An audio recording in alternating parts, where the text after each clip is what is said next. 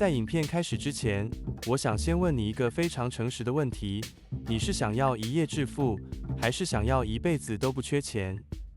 这听起来好像差不多，但其实这两个选择决定了你是在赌博还是在投资。很多朋友跟我说，我有在投资啊，我每天都在看盘，追踪哪只股票涨停板，听名牌杀进杀出。但我必须残忍地告诉你，那不叫投资，那是把股市当成合法的赌场。如果你每天的心情都跟着股价上上下下，赚了一点就想跑，赔了就睡不着觉，那你做的其实是投机，而不是投资。真正的长期投资其实是有点无聊的，它不需要你绝顶聪明，也不需要你天天盯盘，它就像种树一样，刚开始你看不到什么变化，但只要方向对了，时间会给你巨大的回报。接下来的8分钟，我不教你怎么抓标股，我要告诉你如何利用时间这个最强大的武器，让普通人也能透过长期投资，滚出你想象不到的财富雪球。了解前，麻烦先订阅、分享、开启小铃铛，才能分享让更多人看到。要搞懂长期投资，我们必须先厘清什么是投机，什么是投资。这两者最本质的区别，在于你关注的是价格还是价值。投机就像是在赌场压大小，你买入一个东西，单纯是因为你觉得明天会有人出更高的价格把它买走。你不在乎这家公司做什么，你在乎的是那根红色的 K 线图。这是在玩一场比谁跑得快的游戏，风险极高。而真正的投资，就像是当一名农夫。你买入股票，是因为你认可这家公司的生意模式，你愿意出钱成为他的股东，让这群全世界最聪明的人帮你打工。你关注的是这棵树会不会长大，明年会结多少果实。只要这家公司持续赚钱，持续成长，短期的股价波动，对你来说只是打折买进的机会，而不是恐慌的原因。简单来说，投机者想的是下礼拜能不能翻倍，投资者想的是这家公司10年后会不会更强大。这就是为什么投机者往往焦虑失眠，而投资者却能安稳睡觉。搞清楚了投资的本质，你可能会问，但我为什么要长期投资？短线赚快钱不好吗？爱因斯坦曾经说过，复利是世界第8大奇迹，它的威力甚至超过原子弹。股神巴菲特曾用雪球来形容长期投资，他说，人生就像滚雪球，关键是要找到很湿的雪和很长的坡。很湿的雪指的是高回报的投资标的，而很长的坡指的就是时间。我们来算一笔账，如果你每个月存下1万元投入市场，假设年化报酬率是8%，10年后你会有184万，看起来还好对吧？20年后，数字会变成589万，但到了第30年，这笔钱会惊人地跳到1500万。你发现了吗？你投入的本金只有360万，但时间帮你赚到了超过1100万的利息。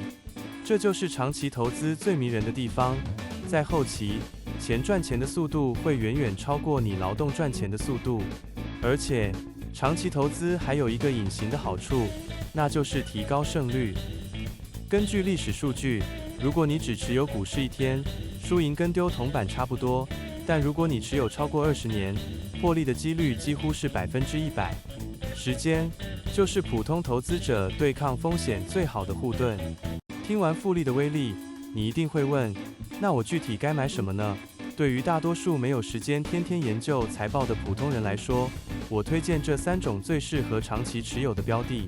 第一种，也是最推荐的，就是指数型 ETF。买 ETF 就像买一个懒人福袋，例如买入追踪 S&P 500或0050的 ETF， 就等于一次买下全美国或全台湾最强的前几百家公司。这样做最大的好处是，你不必去猜谁是明年的股王，只要经济在进步，这篮子公司的整体价值就会上升。就算其中一家公司倒了，也会有新的强者补上，你的资产永远在跟着最强的人跑。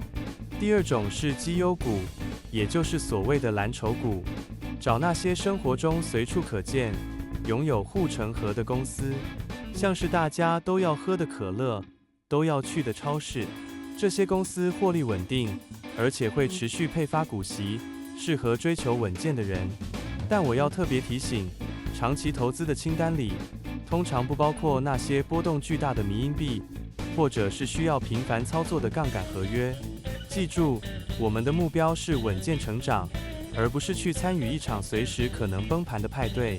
总之，最好的标的就是那种让你买入后可以安心去工作、去旅游，甚至10年不看它都没关系的资产。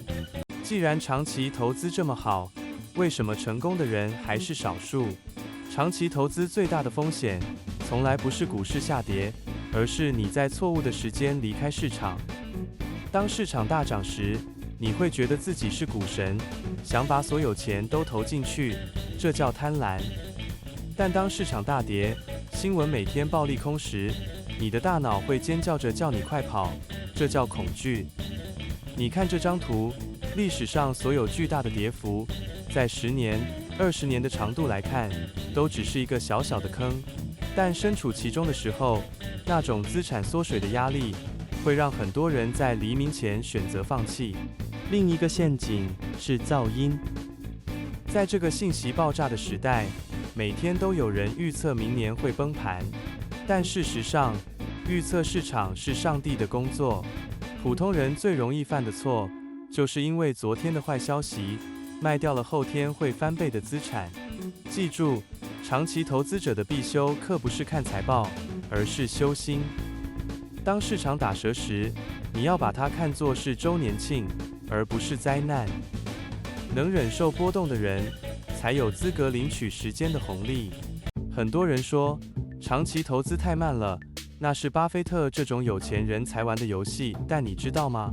巴菲特99%的财富是在他50岁之后才赚到的。他不是因为选股特别神，而是他活得够久，且待在市场够久。但我今天更想分享另一个普通人的故事，他叫罗纳德·瑞德。他一生都在加油站当员工，在百货公司当警卫。他穿着简陋，邻居都以为他经济拮据。直到他92岁过世，全世界都震惊了。他留下了高达800万美元的遗产，甚至捐了一大部分给图书馆和医院。一个警卫哪来这么多钱？中头奖吗？不，他的秘密只有2个：第一，买入并持有优质公司的股票；第二，把领到的股息持续投入，然后耐心等待了50年。他证明了一件事：创造财富不一定要靠高薪或天赋，只需要纪律与时间。说了这么多，其实长期投资的秘诀只有一个：开始并留在场内。种一棵树最好的时间是10年前，其次就是现在。